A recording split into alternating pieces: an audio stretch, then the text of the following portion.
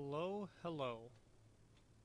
Today we're having a relatively shorter stream. Definitely not the 4 hours that I pulled off last night. But I was feeling a little bit in the spirit today, seasonal spirit. I like the holidays a lot, so I figured I would do a holiday-themed stream today. We're gonna take myself back home to Buffalo, where I grew up. We've done this flight before, but again, I know that I've done it before, but I like to do this flight every once in a while, and sometimes it's really fun to do simulating the holidays during a massive snowstorm. So we're going to be flying in a snowstorm. We preset the weather, so it's going to be like this in Minneapolis, and it should be like this when we return back to Buffalo. I know it's probably repetitive, but I'm just killing off some ideas for now while I am waiting for myself to be able to get that Navigraph and get up-to-date charts. Because at the very least, I do know that this route in particular, despite my database being out of date, everything involved with this flight is still current, and everything's the same. So I know that will be good to fly and follow the correct procedures. But since we do not have live weather, we're not going to be on VATSIM. We're just going to be offline, kind of having a good old time, doing our flights the way that we want to do them. I also have the multiplayer on, as you can see. I like to see who's on and what they're flying, and how far Microsoft 2020 has come since the release of 2024. Definitely see less nameplates than I've seen before the release of 2024, so people are definitely backing out of playing this game a lot more, but there are still people on it, and I feel like because of all the bugs, people are starting to revert back to 2020 a little more. It'll potentially change come, the as updates come along and bugs get fixed and the game gets better, but for now, it seems like a lot of people are going back to 2020 and taking a break from that 2024 career mode until it can get fixed up enough. But if anyone ever tunes into one of these videos and they may have an idea of what they want me to fly or what they want me to do, any kinds of videos outside of a live stream that they would want me to make, I would be happy to do so. I am currently working on my CFII rating in real life, so if anyone has any instrument-related questions, it would definitely be good practice for me to answer those questions or maybe make a video on those specific questions. Get some good practice on teaching and specifically with instrument procedures, or if anyone has any just regular flying questions, VFR procedures, sectional charts, whatever it might be. If you come across this video, let me know what you want to see, and I could probably make that happen. So, but yeah, anyway, we're at the Minneapolis-St. Paul International Airport, and it is very snowy here, because that's how we set it, and we are going to operate Sun Country Airlines Flight 1057. That is a real flight that only happens seasonally, so it only happens during the summer, but Sun Country, I think, is a very good airline, and I think you can only fly so many deltas before it gets boring, so Sun Country really spices up the whole airline aspect of things. So let's go ahead and center the camera back to the aircraft. So we are at Terminal 2, and it's snowing pretty good. There's snow on top of the jet rays, on top of the roofs, and I do have a good amount of snow going as well. So some of it's covering the taxiways. We're probably going to feel a little bit of a braking action loss as we taxi and do our rollout on the runway and stuff like that. So it's going to be really interesting to see. Alright, let's go inside the cockpit. Cool. Alright, so first things first, we're going to pull up our official flight plan and get that ready to go and see what we're doing here. Alright, we'll go to the overhead panel. The battery's going to come on, emergency lights are going to be armed, and let's go ahead and turn our APU on.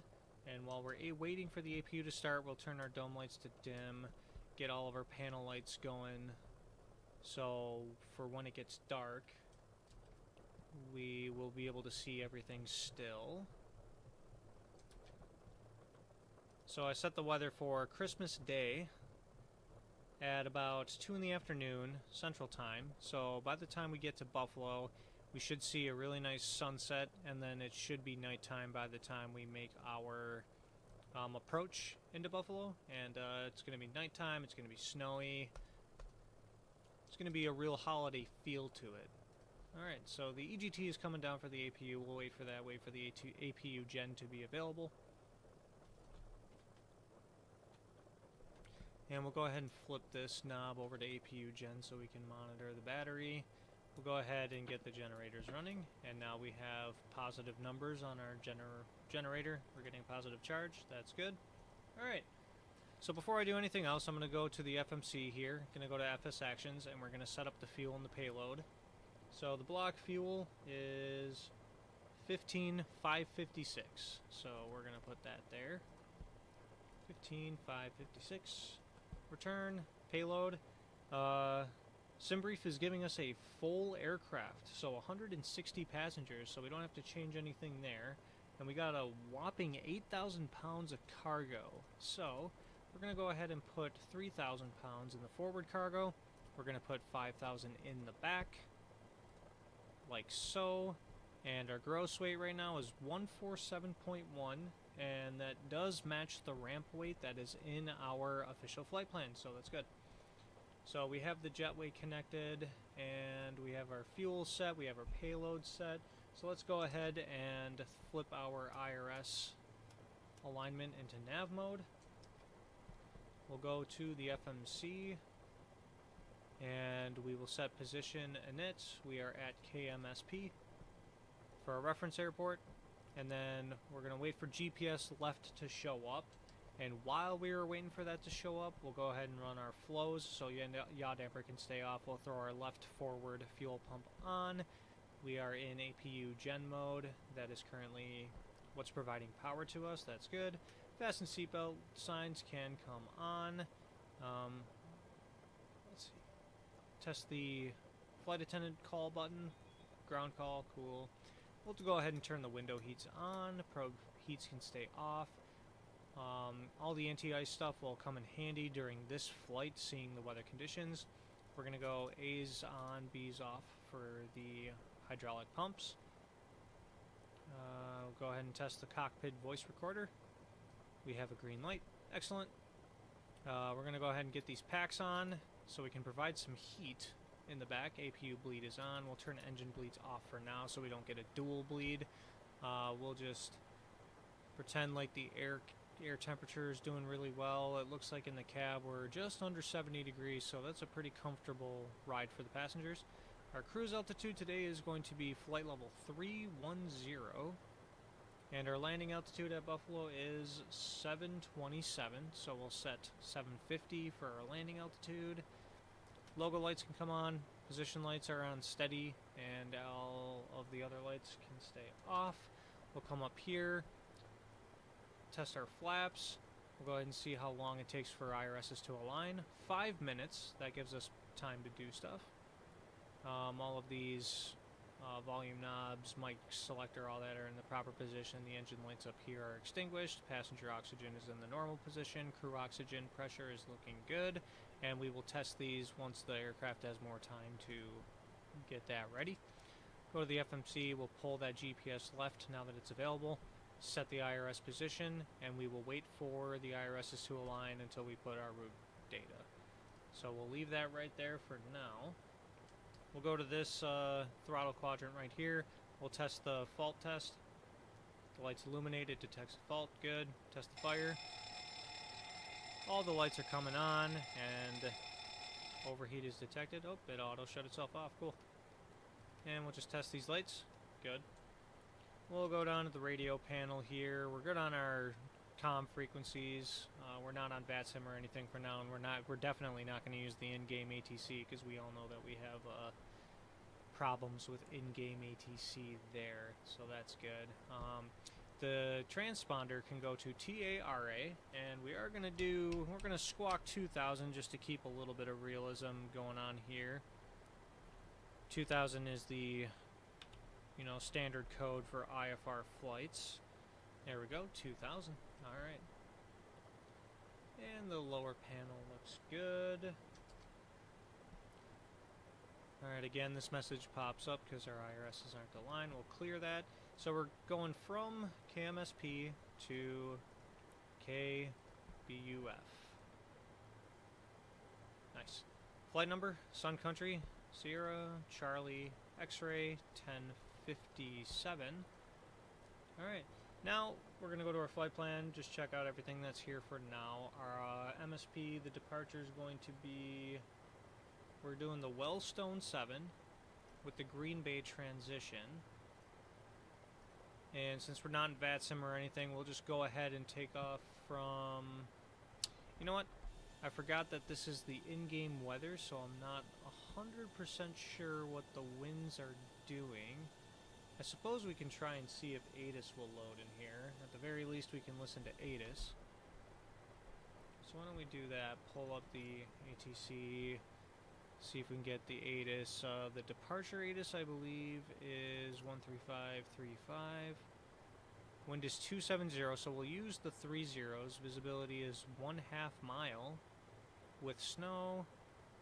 Sky condition, ceiling 900 overcast.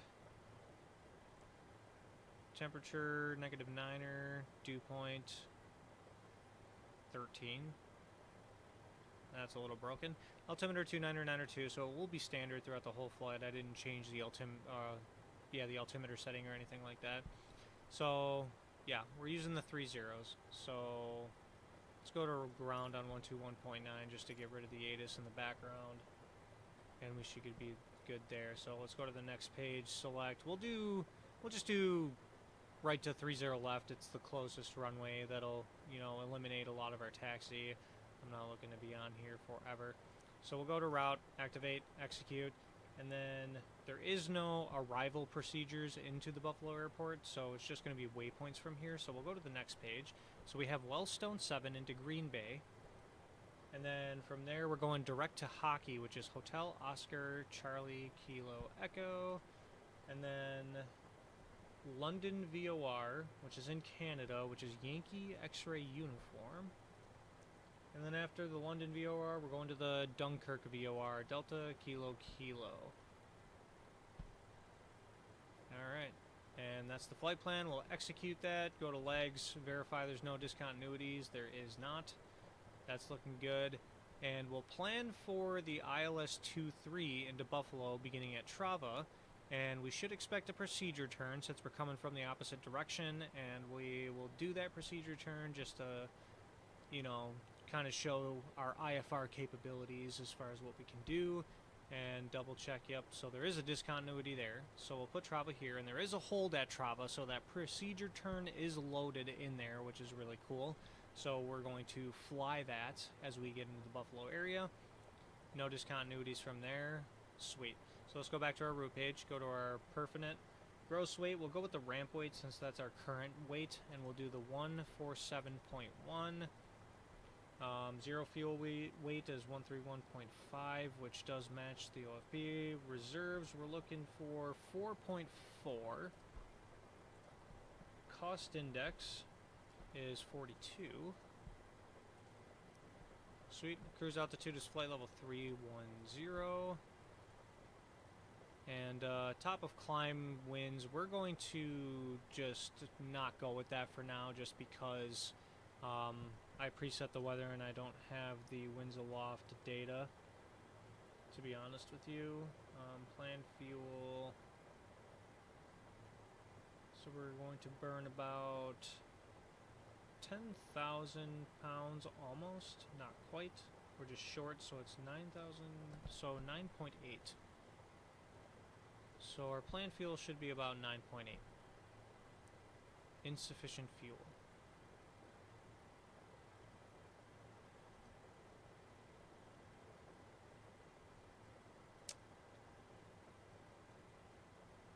I'm actually not even 100% sure why I just said that, but okay.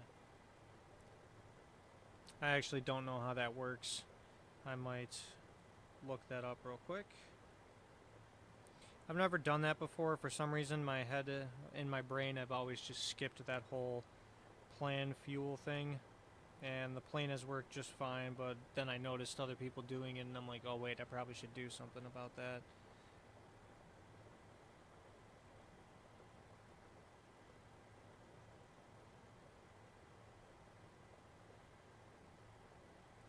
Let's see what it says.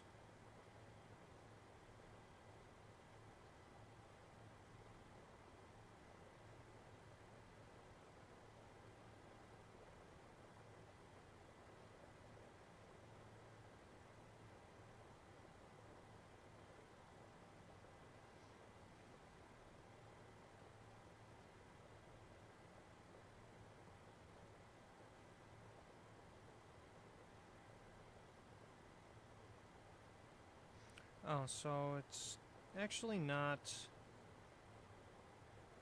From what I can read, it's actually not entirely necessary. Oh, so this is if you plan to put in fuel after setting up the perf pages, but since we went into the FMC and we loaded fuel before we did the perf page, that's just kind of what we were expecting. So 15.6, so yeah, everything matches here. Okay, I gotcha. So this plant fuel apparently is only if you're expecting to put in the fuel after you do your performance calculations in the FMC. So that's, I guess it's a good thing that I've always skipped it. Interesting.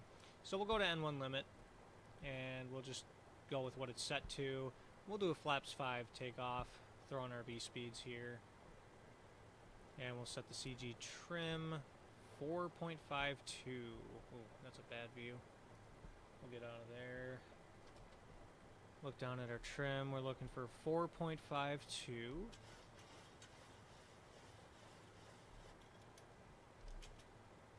Alright, trim is set.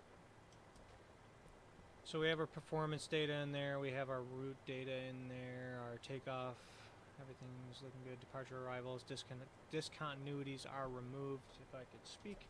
So we'll just make sure that everything up here is set. We got 2 9 or 2 in our altimeter, that's good. So the weather's set just fine. We're going to go straight up to our cruise altitude, so we'll put in 310 in the autopilot.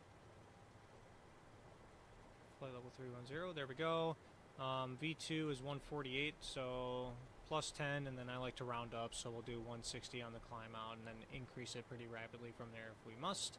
Runway heading, so we're taking off runway 30 left, so we'll go ahead and put 300 for the runway heading. I stopped that just on time. That was gorgeous. Don't often do that. We're going to turn our screens down on brightness a little bit because I am expecting this to be night by the end of the flight, and since we'll be busy in our approach phase, I'll just eliminate the workload and do it now because I can see the information anyway, even though it's light out, so that's good. We'll dim that, and then we'll dim the right side real quick. Alright, looking good there. So, now our IRSs have aligned, so we will get set for pushback. Yaw damper can stay off. Fuel pumps can come on. Verify nothing in the center tanks, that's correct, so center fuel pumps can stay off for now. We'll flip this over to a Gen 1 reading, so when we flip over to engine generators, we can make sure those work. Fasten seatbelt signs are on. Hydraulic pumps could stay where they are for now. We'll turn the packs off before engines start. ISOL valve is open. We'll test our stall warning. Good. Mach airspeed. And those work good as well. We also checked everything else on the upper pedestal, so that is good. We'll test the GPWS.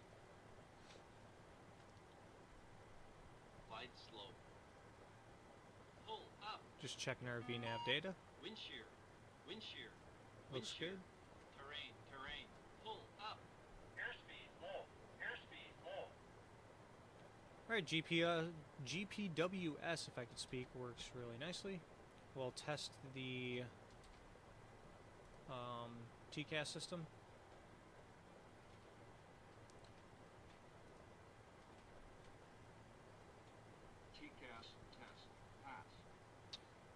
Alright, so everything is looking really solid right now. So we'll go to FS Actions. We will close the door. We'll say that our passengers have loaded.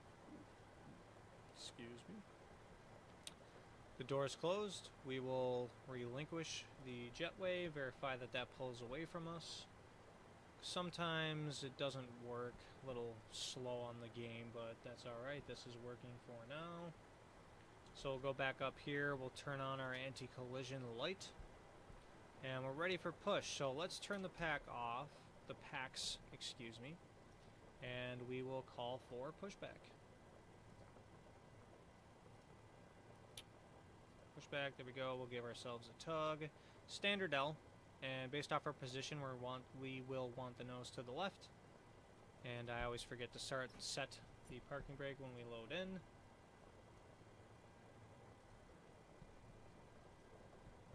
And let's go ahead and give it a start. Good to ground. Go ahead. We've been cleared for push and start, tail to the right. Copy that. Ready for push, tail right. Release brake, please. Brakes released. Brakes released.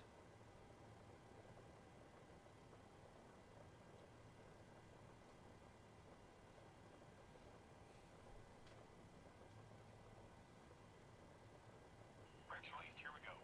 Alright, we are pushing back. We'll give ourselves some space. The PMDG pushback doesn't really tell us when we're clear for engine start, so we'll just give it enough space so we know we're safe.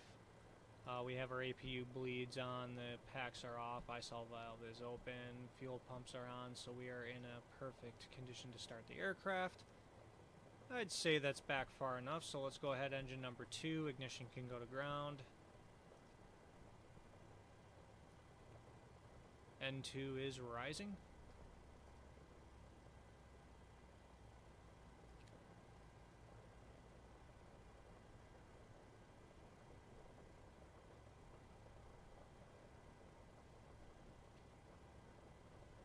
And that's 25%. We'll throw in some fuel.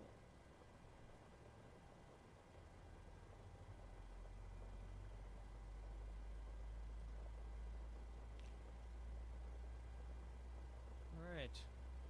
EGT is rising, oil pressure is rising, oil temp is rising. Looking pretty good on the engine start so far. Pushback complete. Parking brake set. Parking brake set. Brake set.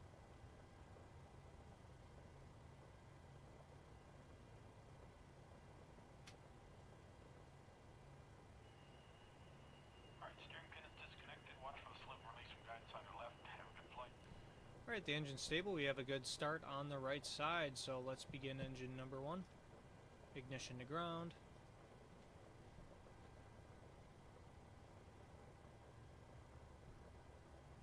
N2 is rising.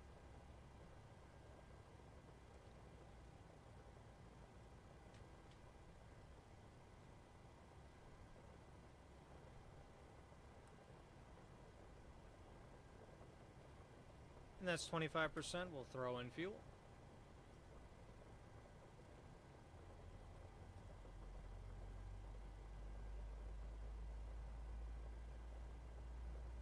Oil pressure is rising, EGT is rising. And let's go ahead and see if our oil temp is also rising there as well.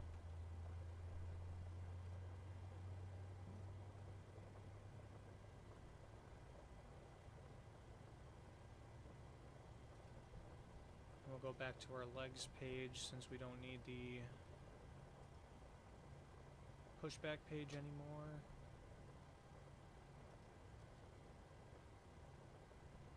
Alright, sweet. Engine number 1 is stabilizing. We have a good start. Plane looks good so far, so let's go to the overhead panel. Yaw dampers coming on, fuel pumps are on, and we'll flip to engine generators. Sweet. Probe heats can come on. The hydraulics can all go on. The packs can go to auto. ISOL valve to auto. We'll turn the engine bleeds on. The APU bleed off. and we will turn the APU off as well. Then we'll get to the front here. We'll throw in flaps 5, 3 notches, brakes to RTO, verify takeoff speeds. I wonder if those reset for some reason. Yep. Takeoff speeds are verified. So we'll clear that message. Alright, now let's test our flight controls. Right's up, left down, left up, right down, elevator forward, elevator back, and rudder moves in both directions. Flight controls are free and correct.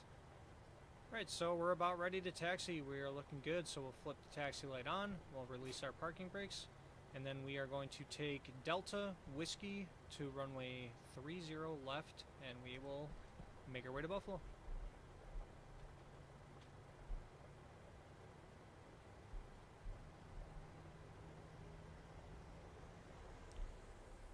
Alright, let's see what the taxi conditions do for us now that we got some snow going. Wonder if it's going to be a little slippery, icy, wonder if it's going to feel a little bit different. So instead of going 20 knots on the taxi speed like I normally like to go, we'll start with 15 just to see what it's like in the sim. It is taking a lot more power to go. At least that's what it appears.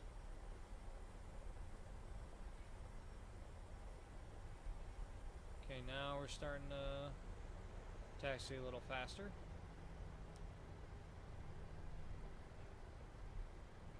So it seems like the sim might be simulating the wheels trying to get through a little bit of a layer of snow, which would take a little more power to do so. But you don't want to add too much power so you don't slip and slide around and wind up going off a taxiway. Plenty of those from certain airlines last year. Don't want to repeat that. But Sun Country Airlines, being based in Minneapolis, we're used to this kind of weather, so there's no reason we should be messing it up. And then we'll take it a little extra slow when we're making our turns on the taxiway.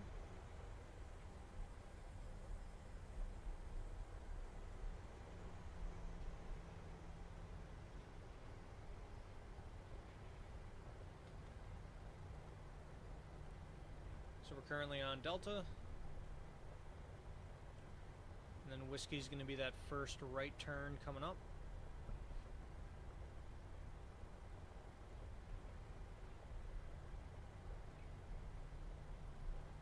I'm kind of curious if we still have any nameplates around here. It does not appear that we do. I don't know if people signed off or if my internet just doesn't want to load other characters.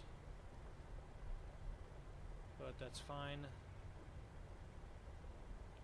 Go ahead and slow down. Take this turn nice and easy so we don't slip and slide around.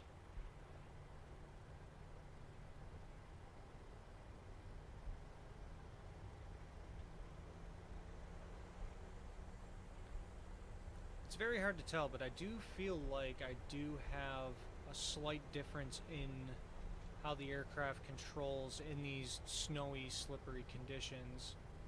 Seem to be a little bit slower to turn. Seems like a little more power to get going.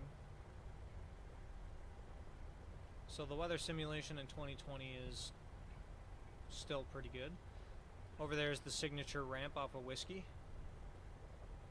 That looks pretty good. And again, I do have the scenery for Minneapolis-St. Paul. I forgot who made that one, to be honest with you. But it's a very good scenery. Everything is pretty accurate. They've even gone down to like the parking garages and the cargo ramp and everything like that. They got the signature sign over here. And then Buffalo Niagara International is made by Any Builds, and they do a good job on everything. Scenery, aircraft, you name it. The Buffalo airport looks pretty good. You can even go inside of the terminal. That's modeled as well. It has gates and seats and all that stuff. It's pretty neat, and it's not that far off from the actual Buffalo airport, so Very good on those guys. And they've even modeled some of the, you know, outskirts of the airport. Like you'll see a couple of restaurants that actually exist. There's a hotel out there that actually exists, and they modeled that as well. So I really enjoy the Buffalo scenery, that being my hometown. So alright, so it looks like we're going on a little bit of an uphill. This plane is slowing down a lot on this part of the taxiway. Give it a little extra speed, but not too much so we don't slide around.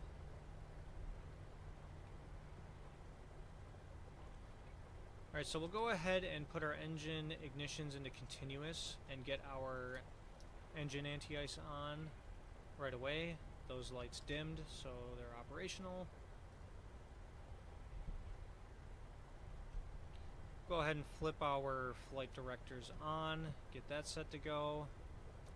We'll start with heading select, and hopefully that doesn't go as poorly as last night's flight. And we will also do level change mode.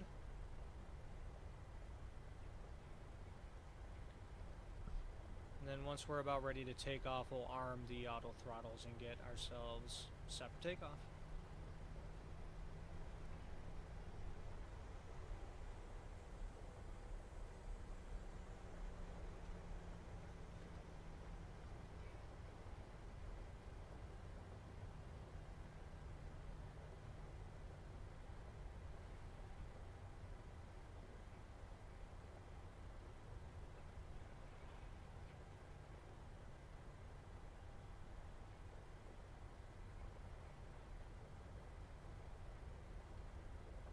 The sounds with this PMDG aircraft are just so nice. Just about any and every sound that this aircraft makes, it's in the sim. It's pretty cool. Alright, we're coming up at the end of the runway here, so let's go ahead and get ourselves set for takeoff. We'll just pretend we have takeoff clearance, so landing lights on, runway turn off lights on, strobe lights are on, and since it's kind of in the sunset setting, we'll get our wing inspection lights on to make sure we see any icing if it does exist. Everything else is set for takeoff. Go ahead and advise the flight attendants we're clear.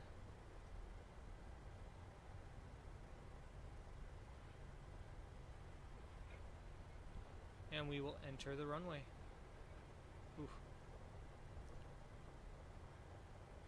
Yeah, it definitely kind of feels a little bit slippery on the controls, so I do think that snow and ice are modeled in this sim.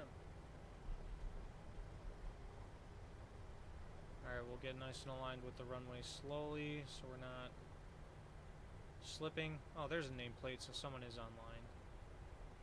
So maybe my sim internet isn't glitching out. Alright, throttles are coming up to 40. And engines are stabilized. Toga power. Oh, you know what I did forget to do was arm the auto throttle. Airspeed Or we'll go N1. We'll do that in the air. Don't want to be watching all that on takeoff roll. Cross check.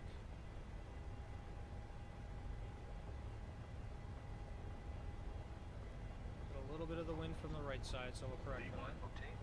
Slowly pull the nose up. Get a nice smooth takeoff roll. Positive rate of climb. Gear up. And we're already going to be in the soup.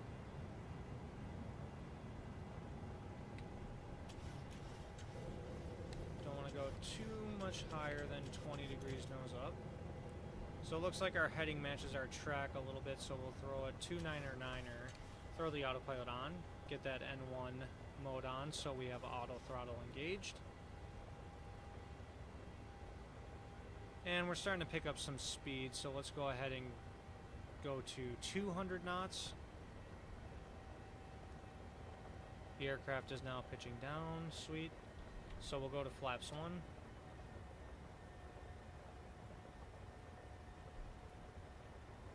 And then once we hit 200, the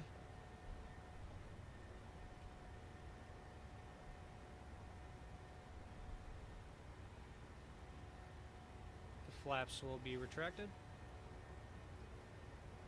Alright, flaps up. It looks like we just broke out of the first layer of clouds, but we do have another layer coming up on top of us, so we'll be back into the soup relatively shortly here. So the landing gear is up, the auto brake can go to off, the gear lever can go to off. We're going to go ahead and turn the wing anti-ice on since we are in such ice, you know, promoting conditions to make sure we're safe to go. And now we'll go direct S9, which is the first waypoint on the procedure. Turn our autopilot to LNAV, and let's get VNAV mode engaged.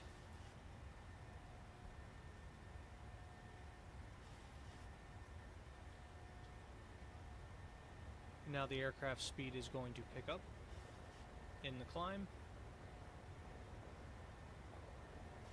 Much, much smoother departure out of Minneapolis than yesterday. Thank goodness I'm more on top of it. Which is a little wild, seeing as how I'm feeling pretty tired again today. Long day at work, but I guess I just have more brain power, and that's alright. Because boy, is this going beautifully now.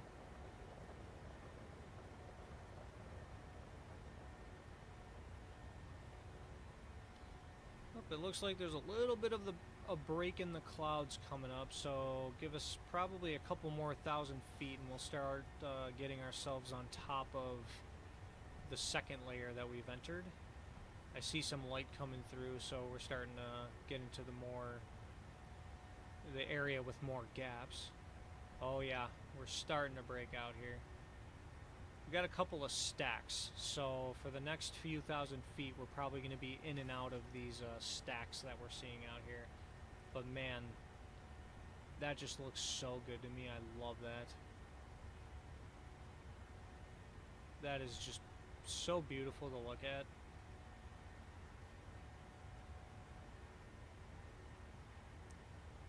I really do enjoy the way that Microsoft Flight Simulator did the clouds because, I mean, just look at them. And not only do they look good in themselves, but the way they reflect light, the way light shines through them and everything, I'm impressed. I like it. I can't talk bad on it. So we'll go ahead and heading sync real quick.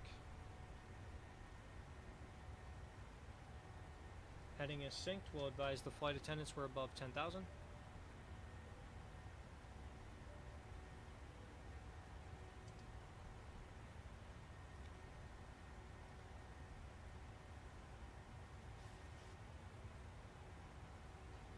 Now the aircraft is speeding up to our VNAV climb speed. Oh, look at that.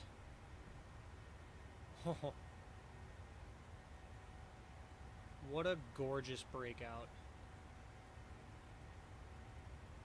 I mean, just look at the shadowing and the light textures and stuff. You know, Flight Sim 2024 definitely improved upon the clouds as far as, you know, the light, the ray tracing, the actual, you know, appearance of the clouds. But I mean, I gotta give 2020 some credit. This is still just really, really good to look at.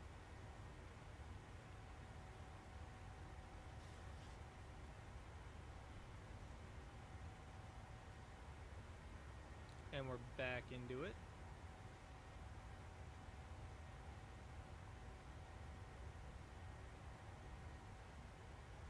Huh.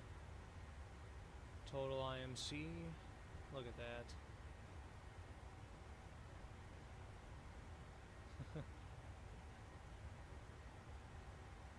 I will say the one thing that 2024 does beat 2020 on is when you're going into the clouds and you look at the wings, especially on the airliners, you can see the clouds kind of wisping over the wings. It looks super realistic, super good. That is definitely one thing that 2024 has on this particular game, but I do still enjoy this. I mean, how can you not?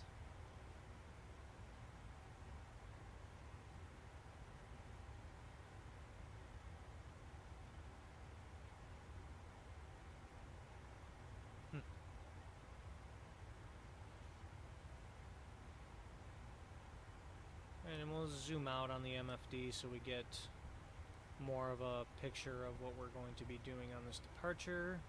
If we want to see something closer, we do have the first officer side that is more zoomed in.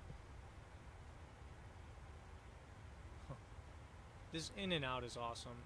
And not even just the clouds, but the way that the light reflects off of, you know, the inside of the aircraft and all that, it's awesome. Alright, so it does look like we went through our final cloud. So we're going to go up to the overhead panel. Wing anti-ice can come off. Make sure these lights extinguish, which they do. Oh yeah, we want to turn landing and taxi lights off. We did pass 10,000. That's one thing I skipped.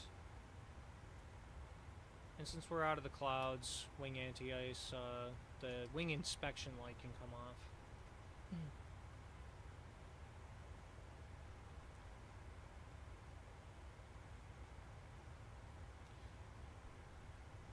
Now there is kind of a weird, like fractal texture going on with these clouds. That right there is a little bit better in 2024, but you know, it's only for the clouds that are like further away, I've noticed. So if you look at the closer clouds here, they're very smooth. The light reflects nicely. It's just the clouds that are in the distance, you get this really weird, I don't want to call it glittery, because that's not it. Almost pixelated, I guess, in a way, but I don't really care. It's fun. So we're above 18,000, and despite the pressure being standard through the entirety of this flight, just for procedure, we'll flip over to standard on the altimeter.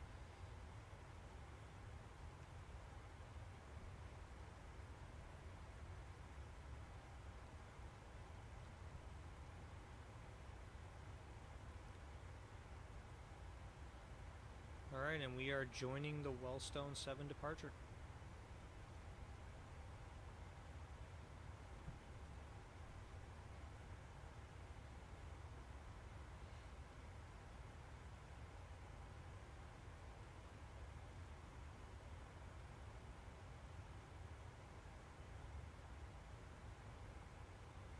And I do not believe that I set any winds, winds aloft anyway, so looks like it's going to be a calm flight, no turbulence. So once we get into cruise, the seatbelt signs will come off and everyone can enjoy the flight. They can dance around, do whatever they want in the cabin. They're free. They got my full permission to have a rave.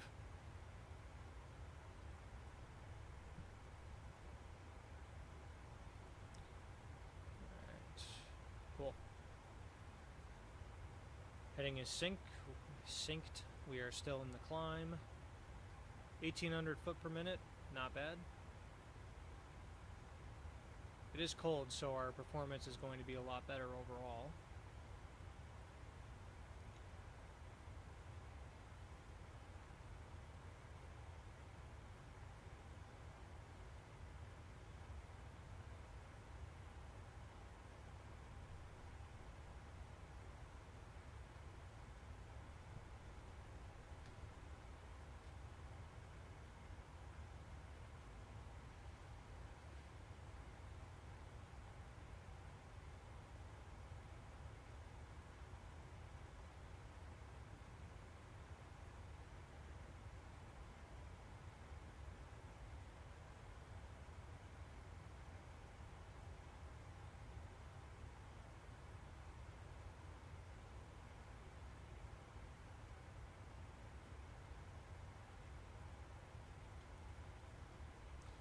And I did also set a layer of just some nice high up cirrus clouds here, and these look really good.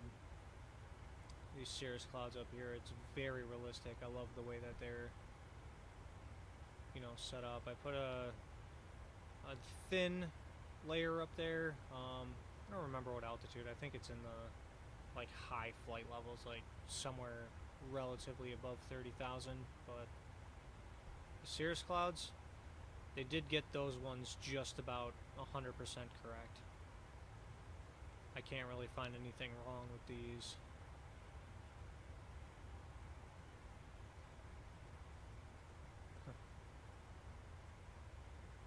Those clouds look so cool.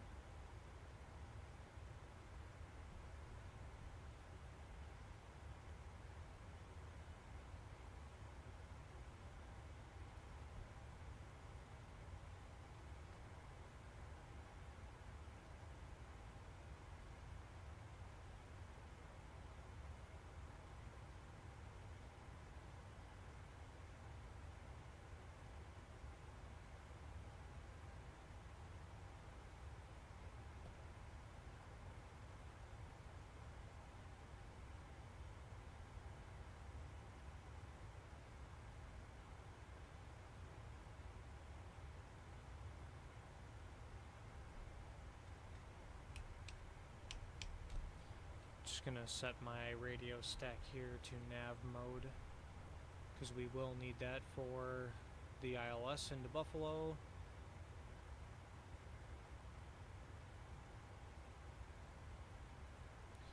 Always stay as ahead of the aircraft as you possibly can, because IFR does become quite the workload itself.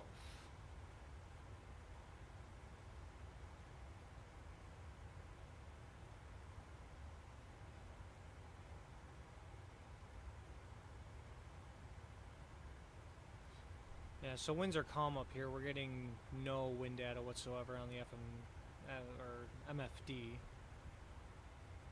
So, yeah. Could always add a wind layer up here, but, you know, it's the holidays. We're here to enjoy ourselves.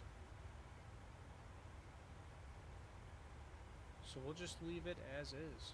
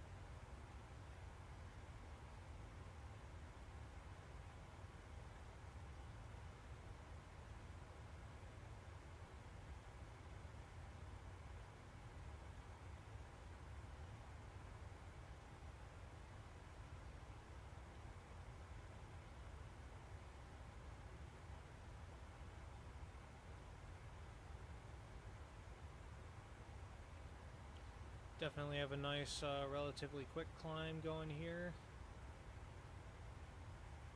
We're also only at flight level 310, so that also contributes to getting to cruise sooner.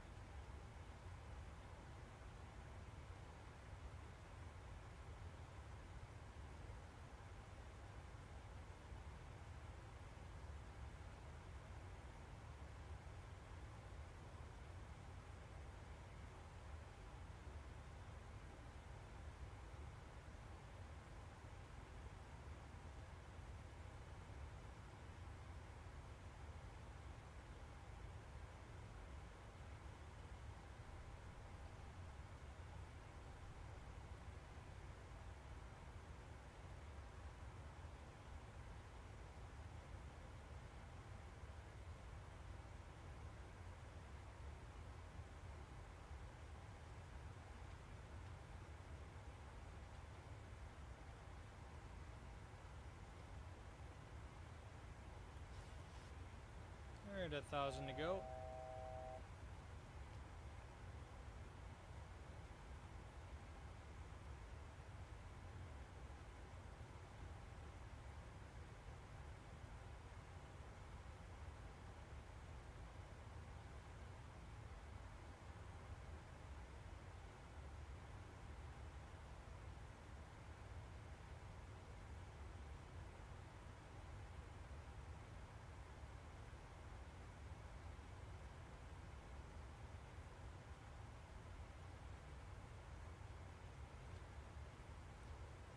And we are leveling off.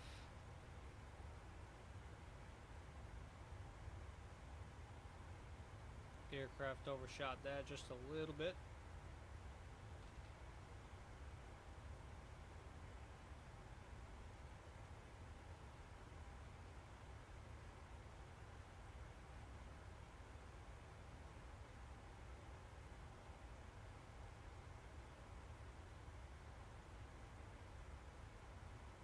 And we are at cruise. Fastest seatbelt signs are coming off. Everyone is free to move about the cabin as they wish. The temperature, total air temperature, is negative 44, so we'll turn the engine anti-ice off. Both lights extinguished good. Ignition switches to off. And everything else looks fantastic. Sweet.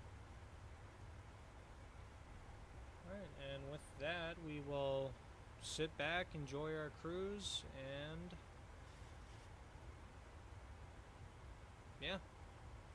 make our way into Buffalo.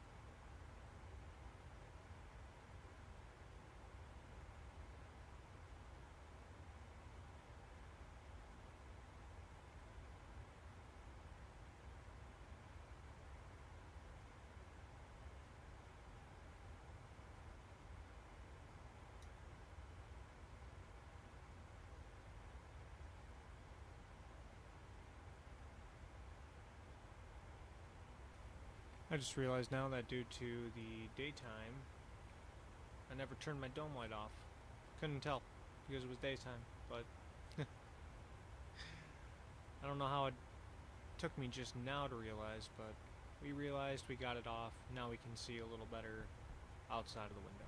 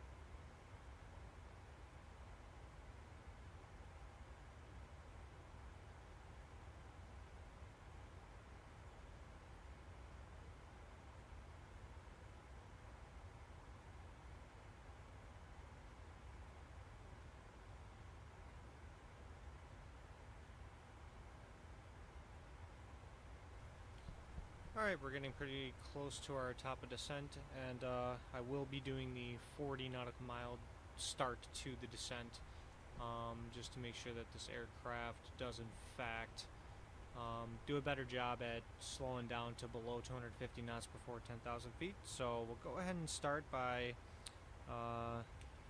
we're going to brief the approach procedure. Oh.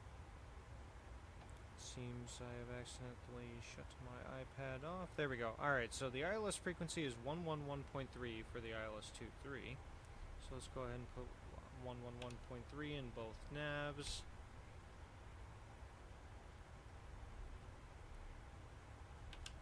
111.3. The approach course is 235.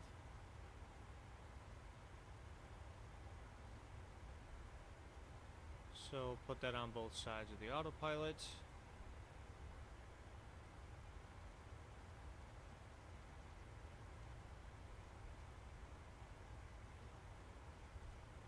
Okay, 235. Alright, so our runway landing distance available is 7,569 feet, plenty of runway. Touchdown zone elevation is 726. The airport elevation is 727. DME is required. RNP approach, GPF, ADF required for localizer only. So we have our GPS with RNP, so that's available. For INOP ALS, which doesn't apply here. Increase localizer, minimal, yep, so that doesn't apply to us. We have ALSIF-2 lighting. The missed approach is climbed to 3,000, direct WABUS and hold, which is runway heading straight ahead, and we hold at the waypoint, which looks about, I actually can't tell how far away that is from the end of the runway, so that's fine. We're going to cross Trava at or above, so we want to be between 4,000 and 10,000, so we'll go down to 4,000 by the time we reach Trava, and we'll hang out at 4,000 feet while we're doing the procedure turn, so we can do the procedure turn, stay at our altitude, and intercept the glide slope as necessary. And then we want to be at 2,300 or above after Trava. We'll descend down and intercept the localizer from there. And we should pick up our glide slope and go down to minimums, which is 926 MSL. Visibility is, the minimums are an RVR of 1,800 feet. So let's go ahead and put those minimums in there. Here we go, 926.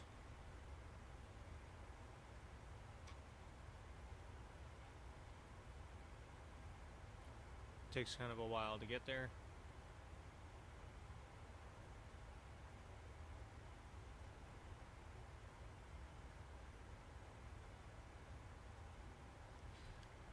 Alright, 10 miles from top of descent from when we're going to descend, so we'll go ahead and turn the fasten seatbelt signs on. Sweet. So we have our minimum set. We'll go ahead and get our VREF speed loaded up. So in INTREF, we'll go to the index, the approach page, and it looks like our VREF at 30, flaps 30 is 145. So we'll do 30/145.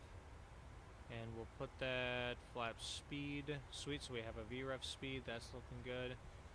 And we will make sure to set the altitude this time, the thing that I always forget. We'll put it down to 4,000. That way when we hit descend now, it will actually descend now. There we go, I remembered it this time, that is excellent. Alright, top of descent is coming very shortly. As we get lower to the ground, the temperature is going to increase a little bit, so why don't we get our engines ready for the descent by putting ignitions into continuous, and then we'll get the engine anti-ice on, and both lights light up and then they dim, so they're working just fine. And then just verifying everything else for our descent and our approach. So everything that we briefed so far is quite good. So when we go from Dunkirk to Trava, that pretty much leads us straight over the airfield, and we are essentially back coursing the ILS to get to Trava, and then we will do a procedure turn. And since we're basically back coursing the ILS, we're going to do a parallel entry into the procedure turn, but instead of, you know, doing a parallel entry and holding, we're just going to do the parallel entry, and then we will begin the approach from there. We will arm approach mode on the inbound leg, so that looks good. And we will slow down as necessary as we go down. Alright, we can begin our top of descent now. So we'll go to the descent page, descend now, execute, and the plane will actually lower itself.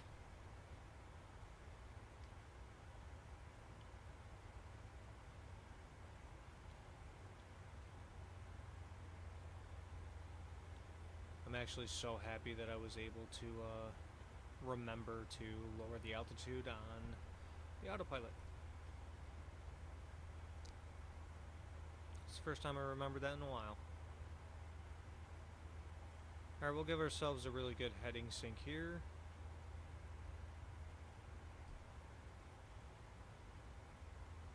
And we'll go 121. Seems to be favoring that heading more. The heading seems to be slowly increasing as we get closer to Buffalo as we move eastward, which makes sense. Magnetic variation.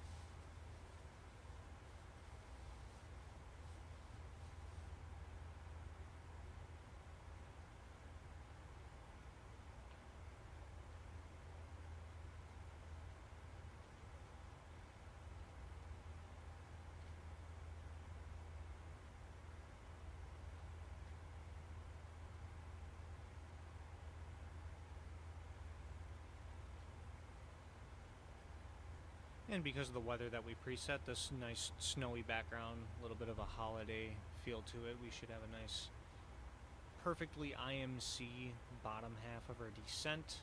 I believe it was, the tops of the clouds were 15,000 when we were climbing out of it. I'm not 100% sure. Roughly around there. I know at least 10,000. So anywhere between 15,000 to 10,000, we're going to get into that thick layer of clouds, the second one that we climbed into after takeoff at MSP. And then there's going to be a very short break in there, but then we're going to go back into the bottom layer, which is creating all the snow that's falling on Buffalo. So we'll have a nice Christmassy, snowy arrival. Kind of excited for it.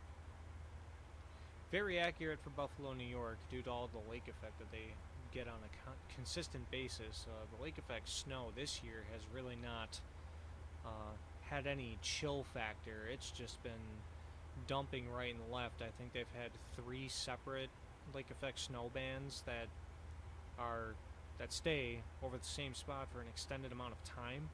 They just keep adding on a couple feet of snow to what was already a couple feet of snow.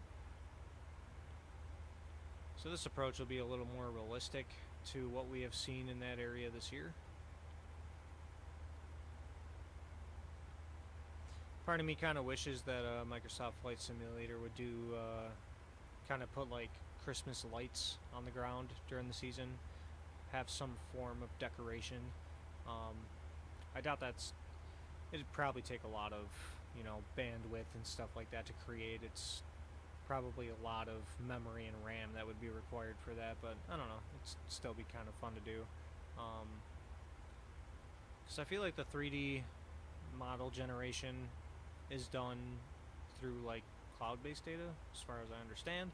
So maybe they could temporarily put lights on houses, but I also, part of me wonders if that would come out with some very deformed lighting settings on houses. It probably would. I mean, the system's not perfect, but it'd be cool if they tried. So I can tell you one thing is, in real life, I really enjoy flying around the holidays and seeing all the Christmas lights on the ground when it starts getting dark. I've taken a couple of those flights. Last couple of years I haven't been able to do it though, just because, renting an aircraft is a lot of money. And if it's not for the purpose of flight training, well, I really can't use my tuition for that, so.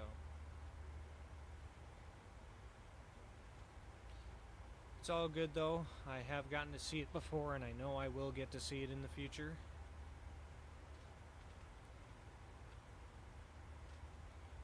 One really cool thing is I do remember doing a night flight around the Christmas time, and I got to see someone north of the Twin Cities in Minnesota. They had those music programmed lights, so they went to music. You can tell they were going with music. No idea what song, because you would have to tune into the radio, you know, frequency that they designated for it, but you could tell it was going off, and that was really cool to see, even without hearing what song it was bumping to. I did enjoy that.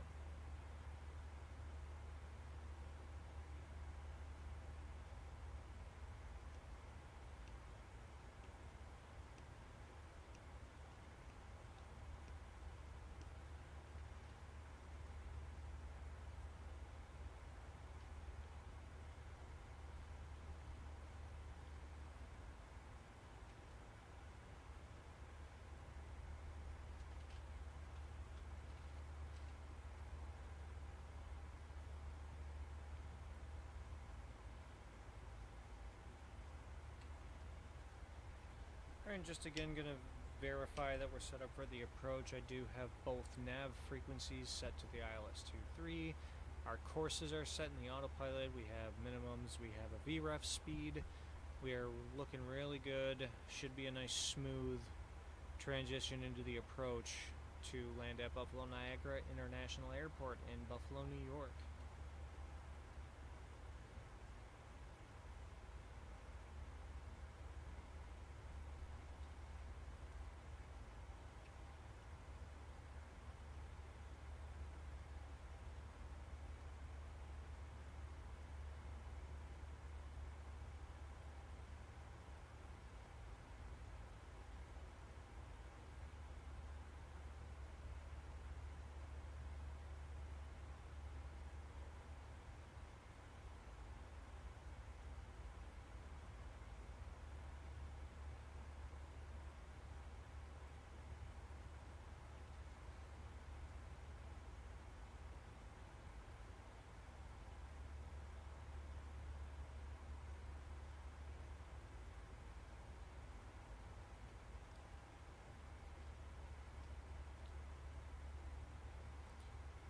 Now, since we're in VNAV mode, we're going down to 4,000, which is the altitude, you know, bottom limit for the travel waypoint.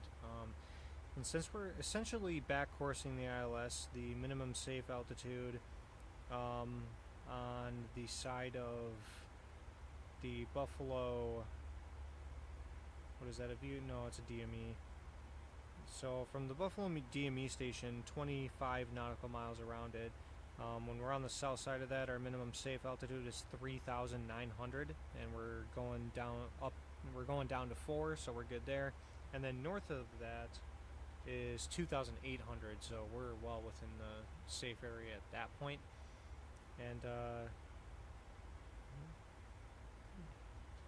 just trying to figure out where on the approach plate this minimum safe point is. Oh, I see. It's the it's clump. So it's the inner marker, or is that the outer marker? Hang on a second. It's the outer marker. Okay, so clump is the outer marker, and the code is Bravo Uniform, which is the identifier that they use in the minimum safe altitude section of the chart.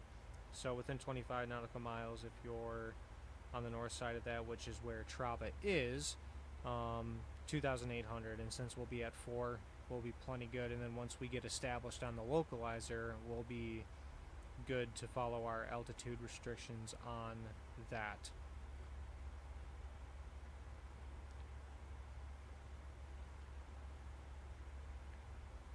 And we're coming up on Dunkirk in about 25 miles, a little less than.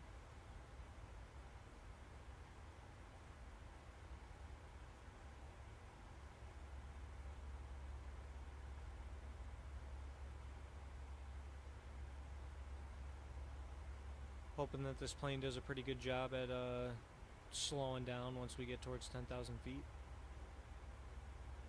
It's very hit or miss. I find that it sometimes depends on what procedure you're following. It's kind of weird, but yeah.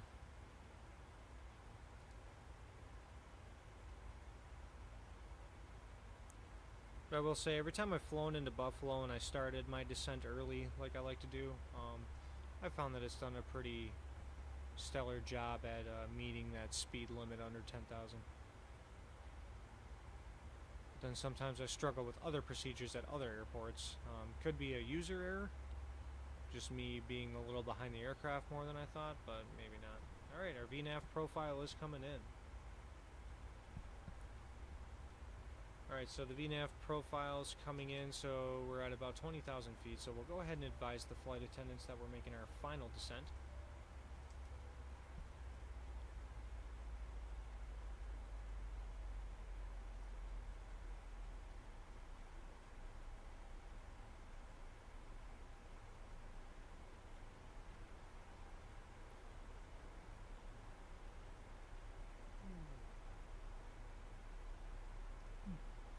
Excuse me.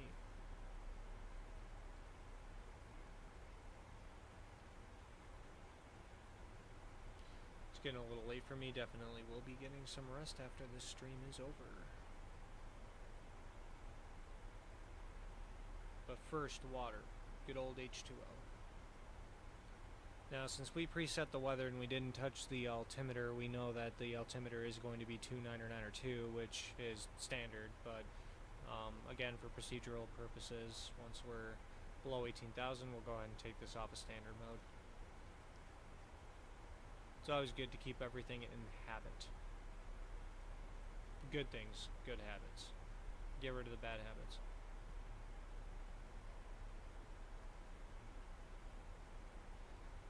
Like the habits that I formed playing Microsoft 2020 for career mode. And boy, did it show on that VATSIM flight last night. Okay, below 18,000, standard pressure. Out of standard pressure, I should say. Now, I'm looking at this track right here, and it almost looks like we are just a little bit offset from the runway heading, and we're going to be coming in more from the south than anything, so I bet you that even just because it's a couple degrees on the right side of this runway back course, this is actually going to be a teardrop entry into in the procedure turn. Especially when you have an FMC that is very precise. All it takes is 1 degree to be from parallel to a teardrop entry.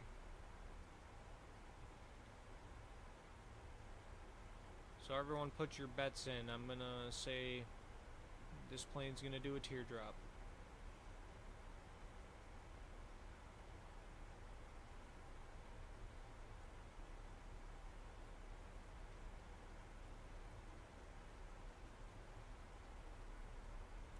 Too far. Just trying to get that heading sink in.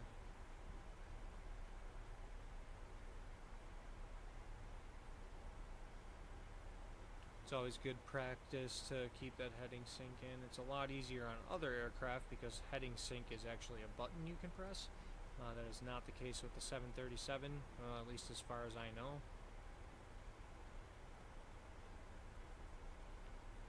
But that is just fine.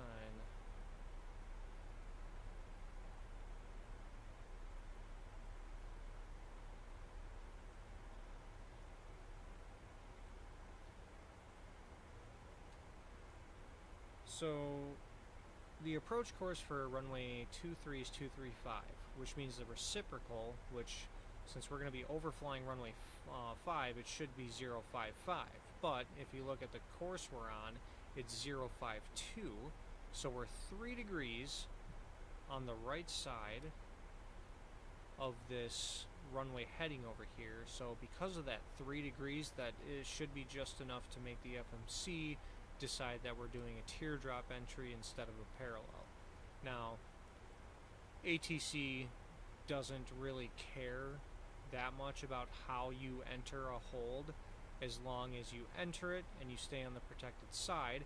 So if this were me doing this flight in real life, I would just go with a parallel, because to me that's a lot easier than a teardrop, just because in a parallel you're staying on course, and you're just doing a back course, so you know, you in this case would pass Trava, and you're still on the reciprocal of your runway heading, and then you can just make a standard rate turn to the left to get 30 degrees off and intercept your course. But for a teardrop, you know, you got to turn 30 degrees out, and then you got to, typically you count a minute, and then you make the standard right turn to come inbound. But the parallel to me just keeps you more, in my opinion, more in the hold than a teardrop does. I feel like because you have to count out a minute, in a faster aircraft like the 737, you're starting to exit the bounds of the hold to come back in.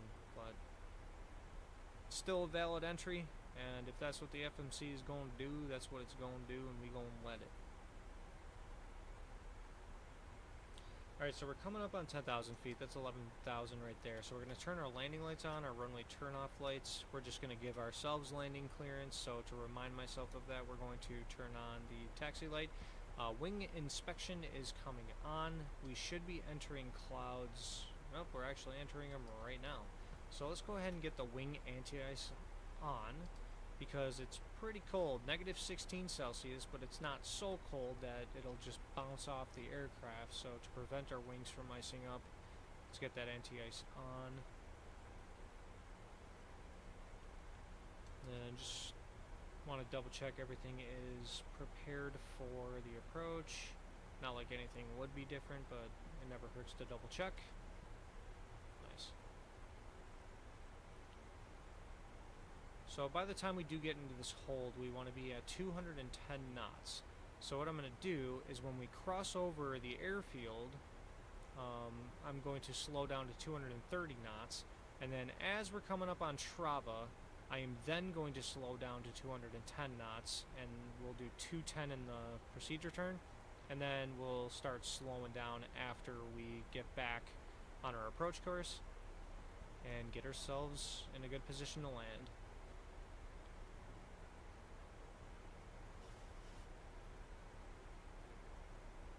Alright, so the plane seems to be getting below 250 before we hit 10,000. Definitely love seeing that. Go ahead and reduce the range on our MFD.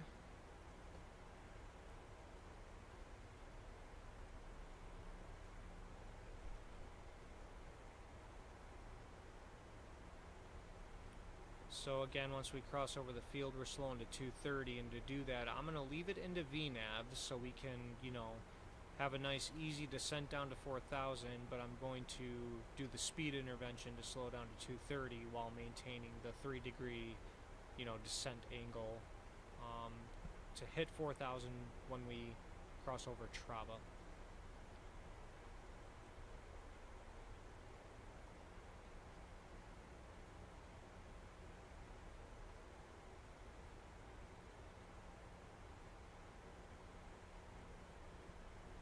So we're sitting at 249, speed bug is set at 240, seem to be increasing a little bit. If our speed does start running off on us, we will likely introduce drag. I do already know that when we go down to 230, I'm going to have to introduce drag anyway, because engines are practically at idle for being in flight. And obviously we're still kind of gaining speed, so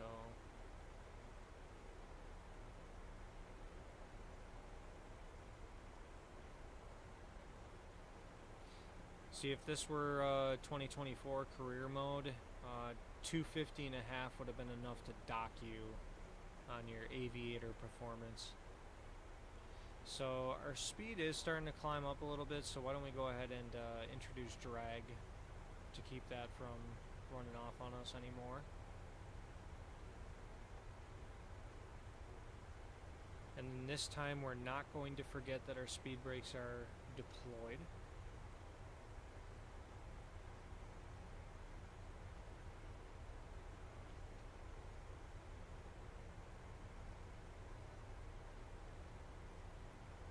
We are totally in the soup right now, so this is all instruments. This is my favorite kind of flying right now.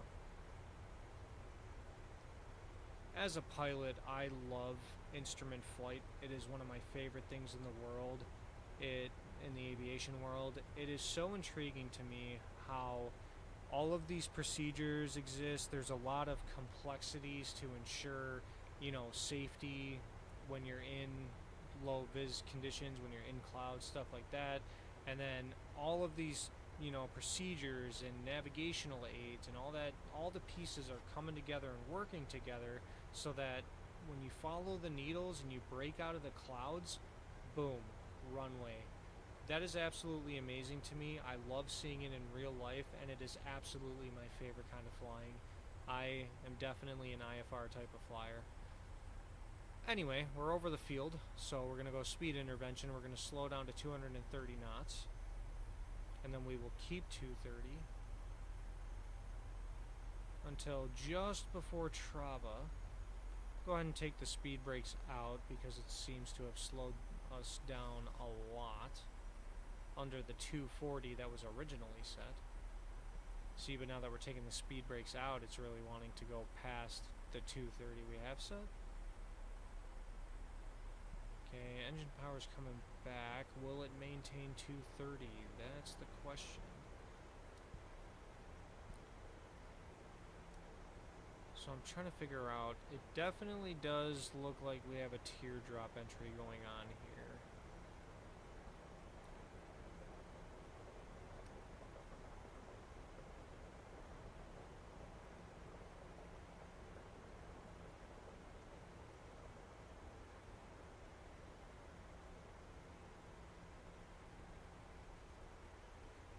Okay, so since the plane can't really slow down below like the 240, we'll just put 210 in the autopilot for now as far as speed mode, and then before we hit Trava, we'll just throw in the speed brakes to get to that speed.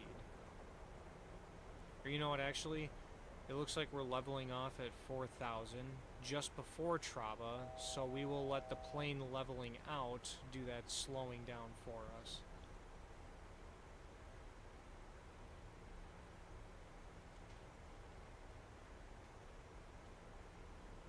Oops, I accidentally touched the rudders a little bit while adjusting my seat.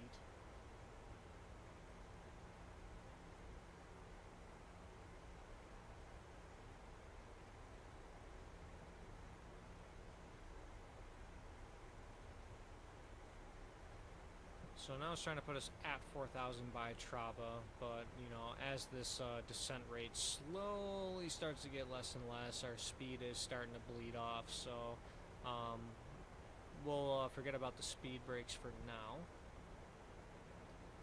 And we'll just let the aircraft slow itself. It's doing a pretty good job at getting down to where we want it now. Just always got to keep in mind that the 737 slows down like a pig. Doesn't like to slow down at all.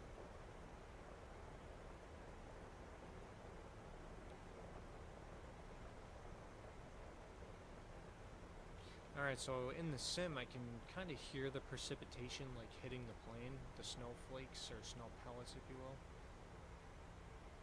That's what snow pellets would sound like, I think. Yeah, so yep, teardrop entry. Anyone who bet against me, pay up. Just kidding. So yeah, we're doing a teardrop entry, and then we're gonna get back on course and fly straight into Trava. So once we make that standard rate turn and get to our final approach course, we'll go ahead and start introducing the first couple of notches of flaps and really get ready for the approach procedure.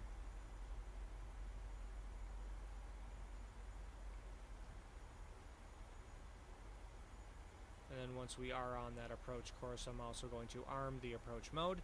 And then when you have the approach mode armed, even though there is a hold at Trava placed here, the FMC knows that you're making a procedure turn, and as long as you arm the approach mode, once you cross over Trava, that approach mode is going to take over and continue onto the approach course.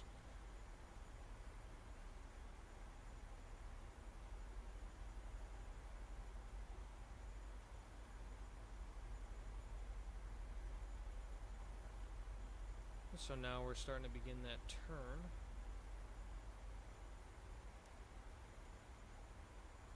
To get on the inbound leg.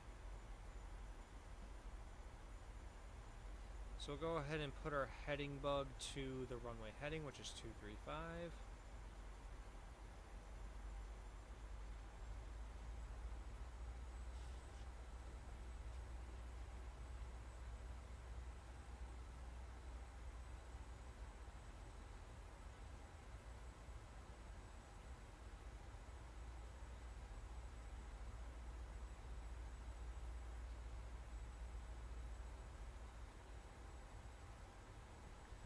Nice easy turn back to inbound leg.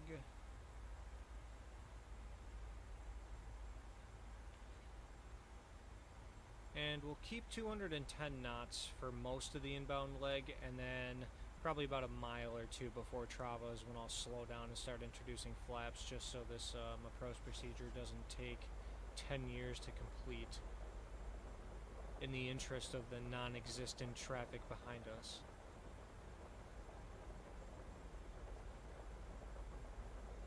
Can really hear that precipitation pelting the aircraft now.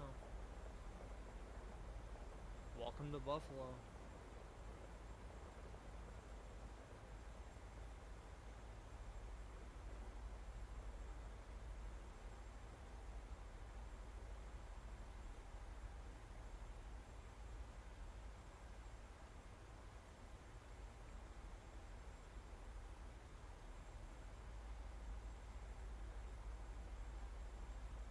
Alright, so we're leveling off on that inbound leg. Approach mode can be armed. Now it's going to center us on that localizer.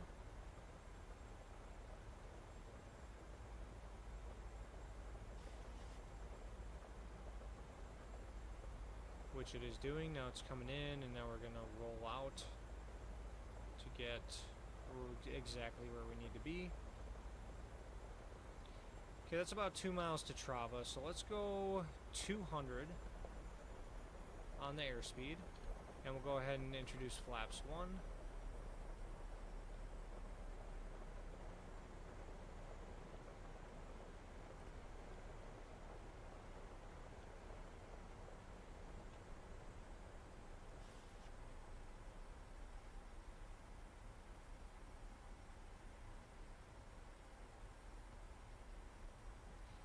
Kind of looks like we have a glide slope coming in here.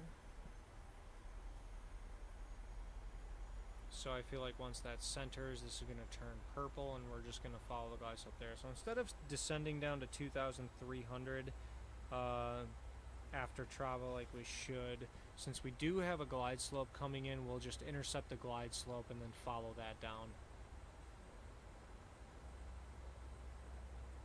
A more stable approach for longer. I'm with it. Alright, so we're going to go to 190 on the airspeed, flaps down to 5. And since we did intercept the glide slope, I will drop the landing gear.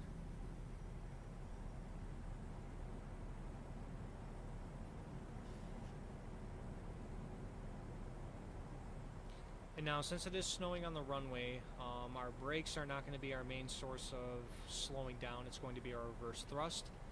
When the runway is wet, snowy, icy, whatever it might be, anything that hinders braking action, your reverse thrust becomes the large majority of your slowing down.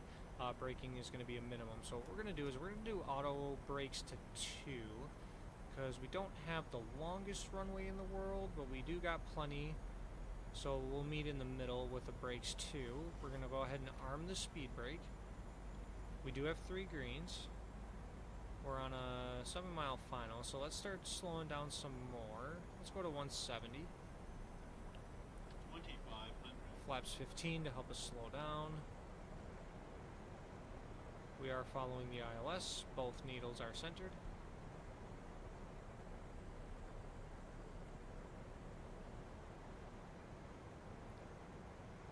And 170 kind of has us really close to the caution range on the top, so let's go 160.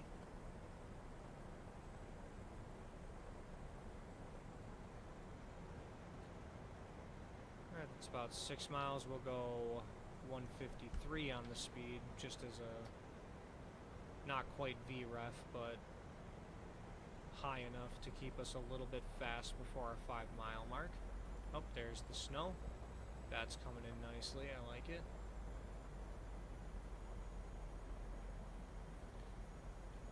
And now we're on a 5 mile final, so let's go 150, flaps 30, and then we'll slow down to our VREF on short final. I'll get my throttle set up for the proper throttle setting to maintain speed.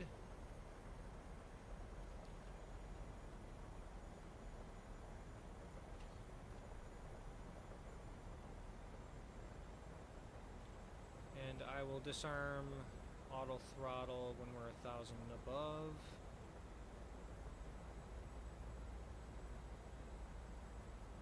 I have ground contact.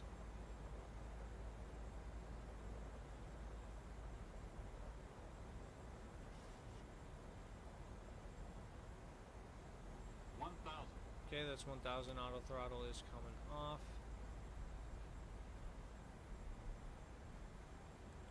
We'll maintain 150 for now. Alright, ground contact is getting a lot better. Still got about 500 feet to minimums. And I do see enough ground up. I have the rabbits in sight, so we can at least descend below minimums. And I do have the runway in sight as well. 500.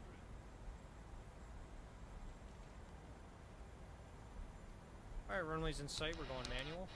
400.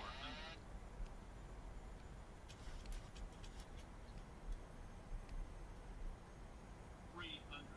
Approaching minimums. Minimums. Continue.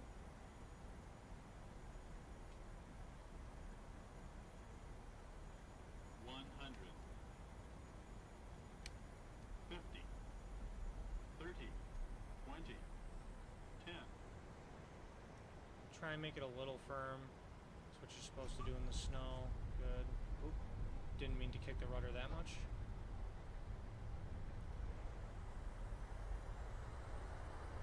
Alright, we have 2 in reverse. Speed brakes are deployed. We have auto throttle. And we're likely going to be rolling this thing down to the end, which is just fine.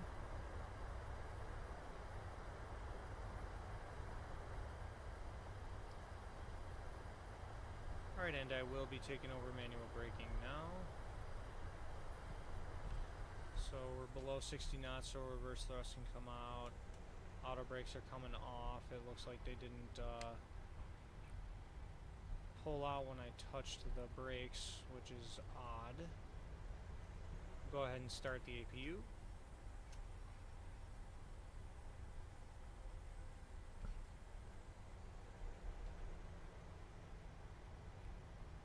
Nice, little slower of a turn than that, so we don't slide off the runway. And then Sun Country's gate at Buffalo Niagara International is gate 11, which is all the way on the other side of the terminal, so we have somewhat of a taxi coming. Oh, I may have accidentally just engaged reverse thrust again. Pushed my throttle a little too far back on the throttle control here. Alright, so we're clear of the runway. So runway turnoffs and landing lights are coming off. The strobe lights can come off. Wing inspection can come off. Oh, we are going so fast on the taxi.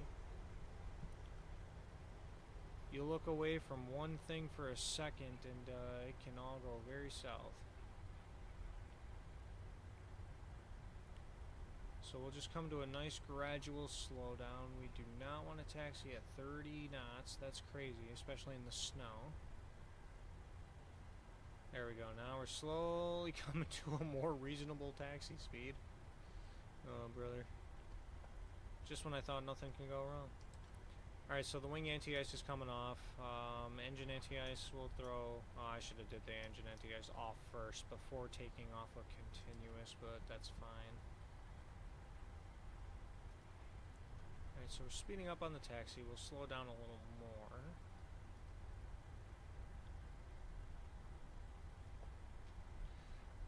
Well, the landing itself was pretty good. Oh yeah.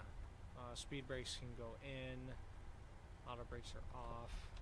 We'll retract the flaps all the way while we're taxiing.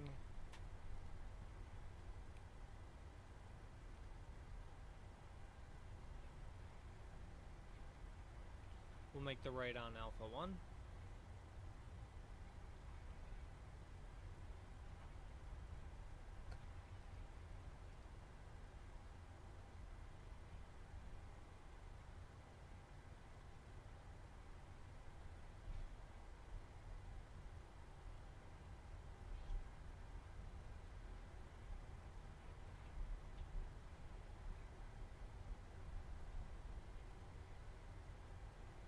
The plane is really liking to taxi a lot faster here at Buffalo than it was in MSP. I was finding I needed a lot more power to get this thing moving in MSP, but maybe it's just because now we're lighter.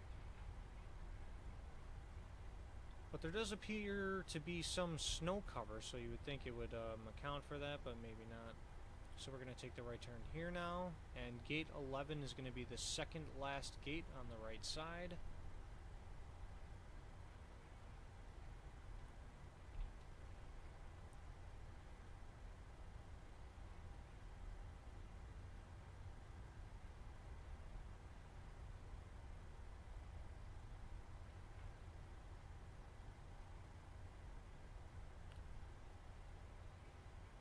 Well, one thing is accurate finally about this flight sim. A Frontier Airlines at gate 9. That is actually very accurate now. Huh. I'm impressed. That noise was louder than I was intending. So let's go ahead and get the taxi light off. And then we'll go ahead and do this from the outside view. Try and make this turn in here. Very slow. Very gently.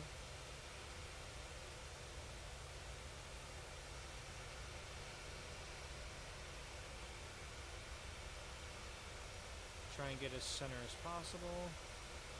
Also while trying not to take out that Frontier's wingtip. Gonna have to go a little bit to the side and then center.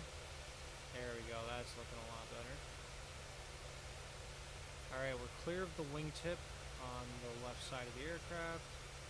And we'll go ahead and stop on the first line just so the jet bridge can reach. Oop, I came to a full stop. That was not my intention.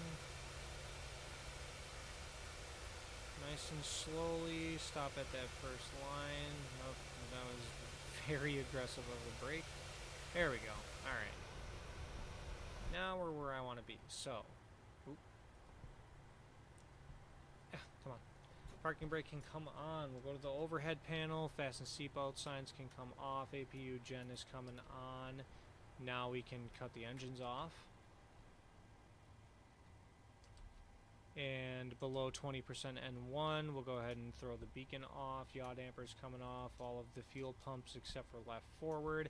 APU gen is indicating positive charge. Like to see it. Fasten seatbelt signs off. Probe heats can come off. Hydraulic bees can come off. We'll go ahead and throw on the APU bleed.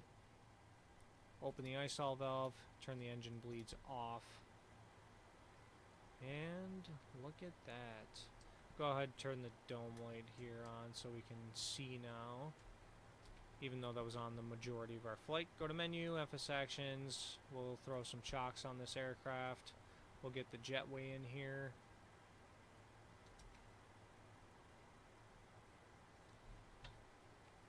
And once it's fully attached, we can open the door.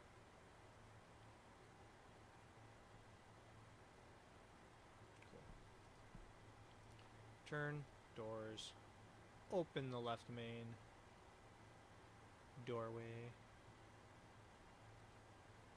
and would you look at that? Alright. And everything is good to go inside of this aircraft. Alright. So we'll take the outside camera, and the one thing I like to do with this one is take it to inside the terminal. Now, one thing that's really funny about this AnyBuilds scenery, and I think this is a Microsoft flight sim thing, because if you go to the Minneapolis scenery, you'll notice that you can't actually enter any buildings, because I think if you are able to enter any buildings, it registers as the outdoors. So there's actually snow cover on the inside of the terminal area here and on the chairs and everything. If you fly in the summertime when it's warmer and there's no snow on the ground, you'll find that this isn't white. You'll have black chairs with more of a grayish floor. Everything will look more like an actual terminal and not snow covered. But there you go. God, I like looking at that so much from inside the airport. Alright, so that was a really good flight. I remembered to lower the altitude before VNAV. The departure was much smoother than yesterday. We got to see some really good clouds. We had our approach set up nice and early. We set up for a procedure turn really well. We executed the procedure turn really well, followed the ILS down. We got a good chunk of IMC while on the approach, but then we broke out a couple 100 feet before minimums. Hand flew it in. The landing was great. We rolled all the way out to the end, which is just fine. We had plenty of runway to do so, and that just means that we can, slow down our braking and, not end up off the runway into the grass because the runway's slippery. Yeah, everything just went beautifully this flight for the most part, except for when I cleared the runway, I accidentally threw my throttle into reverse mode. I extended it just past the idle limit a little too much, and then everything fell apart from there. I tried recovering from that, wound up going too fast. We taxied at about 35 knots in the snow. You don't want to do that, but we slowed it down, got taxi under control, and then followed procedures from there. So this flight was really good. It's really fun for me to pretend like I'm flying myself home during the holidays. I don't often get to go home for the holidays and see my family, so this flight sim kind of opens up an extra door aside from my passion for aviation and flying. So that was a lot of fun flying in the snow. Nice holiday season kind of setup here. The snow is looking really beautiful. We can go into the drone camera and check everything out as well. Oh, that's a little messed up. Guys, the Earth is curved. That's why the drone does this. But we can go out here and just take a look. And look at this airport, all snow covered. Seems Christmassy to me. The snow doesn't seem to be super active right now in this area. I know it was when we were on short final. I wonder if there is another wave that might come in or whatever. Or, what we could do is we can go into the weather tab and make it snow again.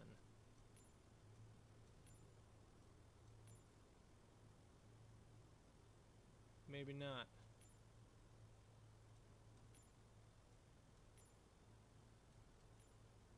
Well, I do know it's snowing somewhere because the lighting changed a little bit, but that's okay. That's fine. We saw plenty of snow falling from the skies on our approach and when we were departing out of Minneapolis, but,